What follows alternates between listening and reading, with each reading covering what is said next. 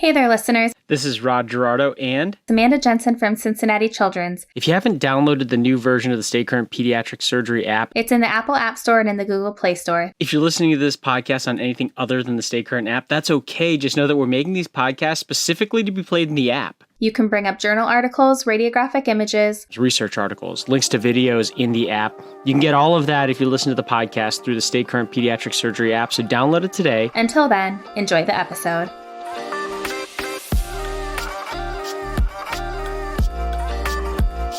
In the last episode, we left you on a little bit of a cliffhanger. We walked you through a patient who has Total Colonic Hirschsprung Disease, but we kind of stopped halfway through the case. So to recap, I brought some friends. Hey, it's Hira Ahmad from Nationwide Children's Hospital. And Amanda Jensen from Cincinnati Children's.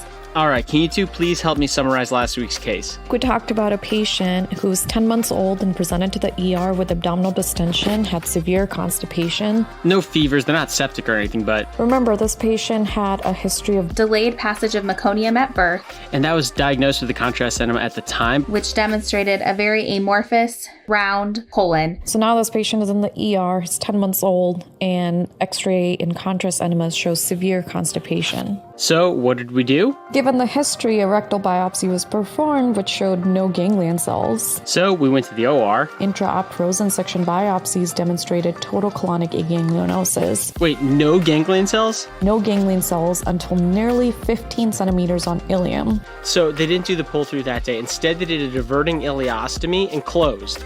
To wait for the final pathology. What a doozy. So here is our part 2 of Total Colonic Hirschsprungs. Without further ado, this is the colorectal quiz.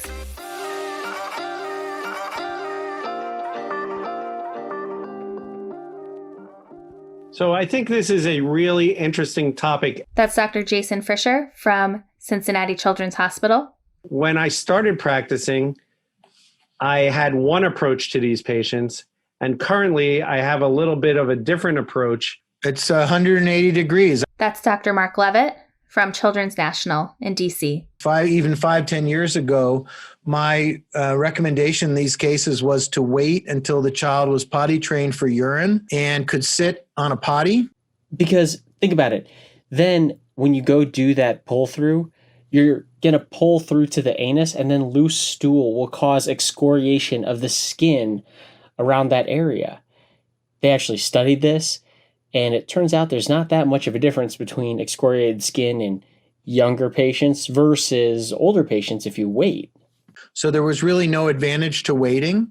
I've had 2 patients that I waited until they were older, and then we did their pull-through, and they held in the stool so efficiently that they got proctalgia, which is anal sphincter spasm, unresponsive to Botox, that I needed to recreate the ileostomy. And that's the moment that Dr. Levitt changed his own practice. So what does he do now? So now my routine is to do this case somewhere between 6 and 18 months. So what is Dr. Levitt actually waiting for? He's waiting until the child has good growth. That seems to be what Dr. Frischer does as well. So I'm in the exact same boat. So how do you get them to the point where they're having more solid stool? You know, when they're on more of a solid diet and table food diet, and maybe we even add some thickeners to their diet so that their stool becomes more thick. If the ileostomy output is really runny, you want to wait until you can get that stool to a more thick consistency. And if diet alone isn't working? Other ways to manage this high output is with use of pectin or Imodium to thicken the stools as well. Another cool trick by Dr. Frischer is to actually expose the native or virgin skin to stool. Some skin training, if you may. So it's not surprised and gets excoriated by the time patient is stooling. He does that by having the family take the stool from the ostomy bag and put it in their diaper for a few minutes. The skin, the buttock skin, has not really seen or been exposed to stool. And so I have the families put some stool in the diaper and expose that skin to stool for a little while, 15, 20 minutes in the diaper to sort of strengthen that skin.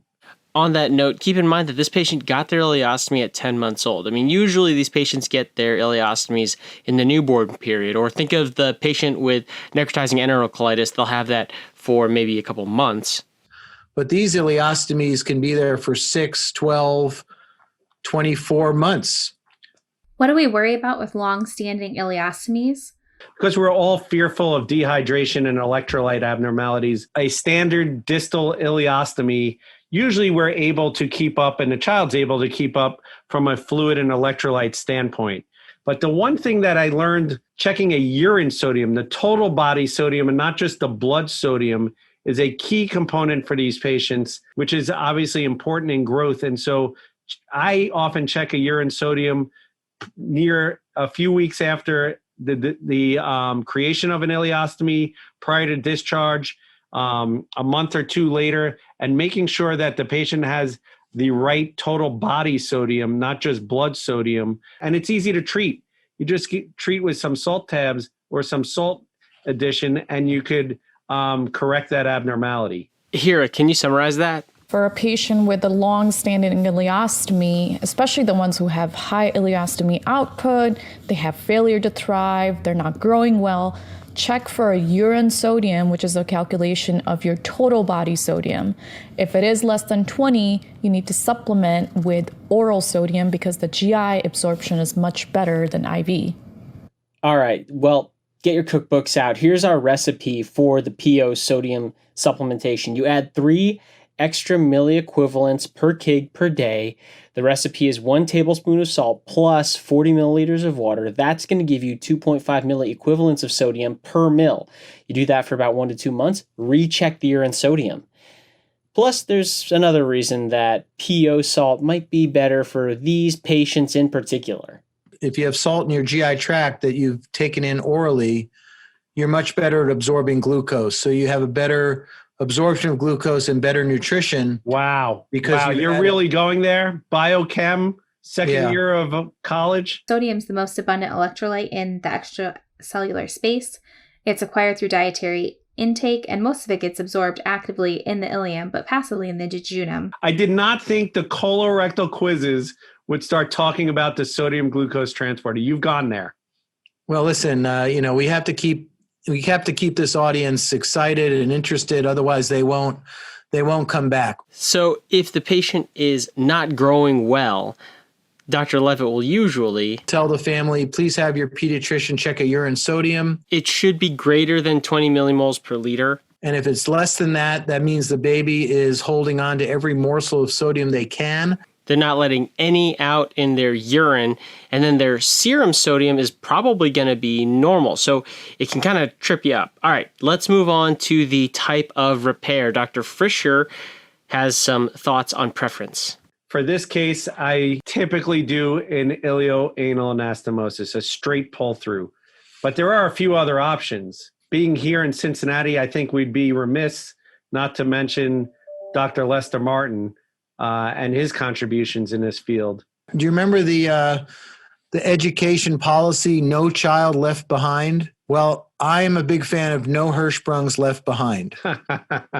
Anything that you can do to minimize the amount of Hirschsprungs that you're leaving behind, the better off, because stasis is not our friend. And a Duhamel leads to stasis. And the ultimate Duhamel was the Martin, which has been abandoned, where essentially you use the entire sigmoid and left colon, too much stasis. And then there was another procedure, the Kimura procedure. And that's the right colon connected to the ileum in the form of an ileostomy. I've actually had to go in and remove the right colon patch. Now, I will tell you that an ilioduhamel with a very short pouch is a very nice operation for total colonic.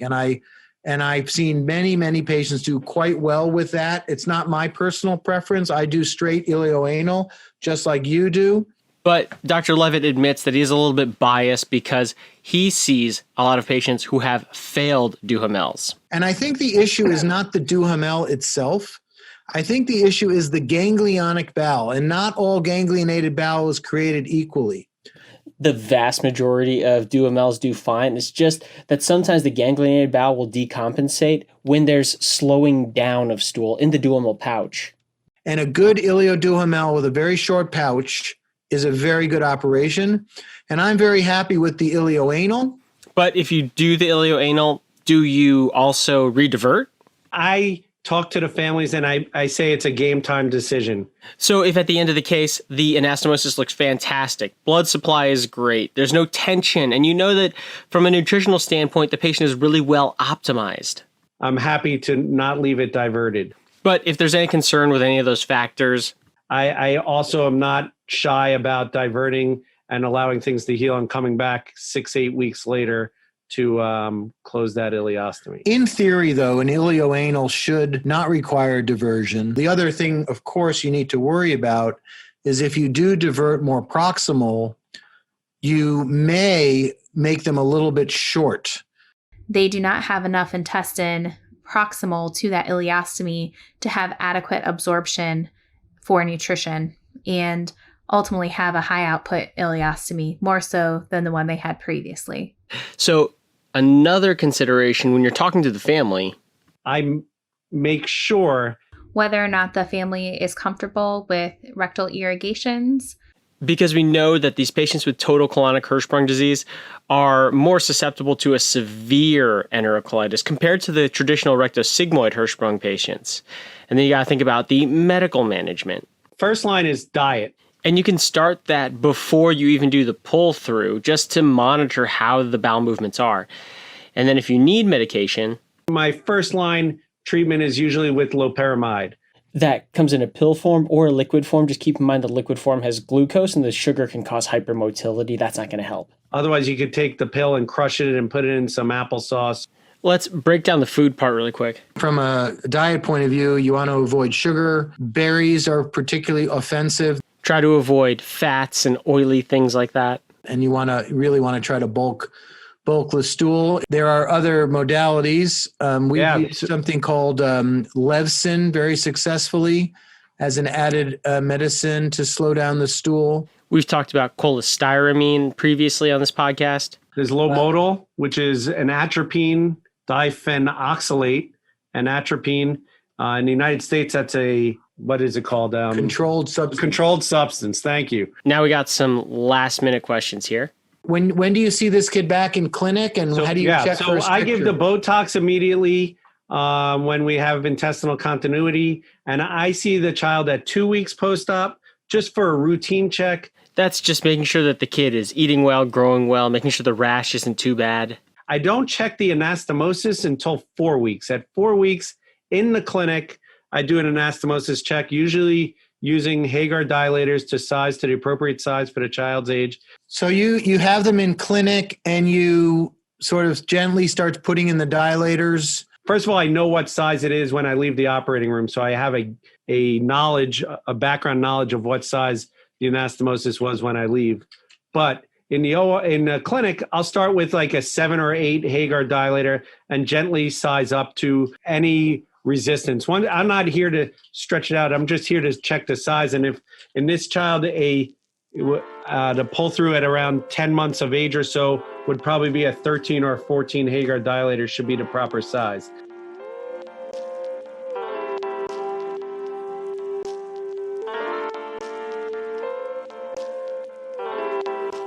What a case. We took you from last episode through the work through, and then this episode we talked to you through the perioperative considerations and some different approaches. I think we're ready for a summary. Hira, Amanda, help me out. So to summarize, total colonic Hirschsprung disease is very challenging. The optimal timing of pull-through is debated, but should be performed once the ileostomy output is put in consistency and the patients are growing well. Both ilioanal and ilioduodenal are great options for pull-through. We should have a post-op skincare protocol in place after the pull-through. There's a great article by Villanova et al. That we can refer to. The role of Botox in total colonic Hirschsprung disease is vital. Enterocolitis is more common in these patients. Currently, there's no good option for preventing it, but only directed at treatment of enterocolitis. Parents should be extremely proficient with irrigations, and they should have a very low threshold to start them if there's ever a concern for enterocolitis post-op. Amazing work. Honestly, couldn't have done it better myself. And listeners, don't worry, we're not going to leave you without your weekly joke. Hey, Mark, did you hear about the guy who invented the knock-knock joke? I did not. He won the Nobel Prize. On that note, I think we all have to leave. Say goodnight, and we look forward to chatting with you next time. I hope you guys enjoyed the episode. If you missed last week's episode and you want to hear it, the best way to do it is in the Stay Current Pediatric Surgery app. You could just search colorectal. You could search colorectal quiz. You'll get the list of all of them. You can't really do that in other podcast players, but you could do that in the app. So download it today. It's in the Apple App Store. It's in the Google Play Store. But until next time, I'm Rod Gerardo. Again, I'm Amanda Jensen from Cincinnati Children's. And Hira Ahmad from Nationwide Children's Hospital. And just remember, knowledge should be free.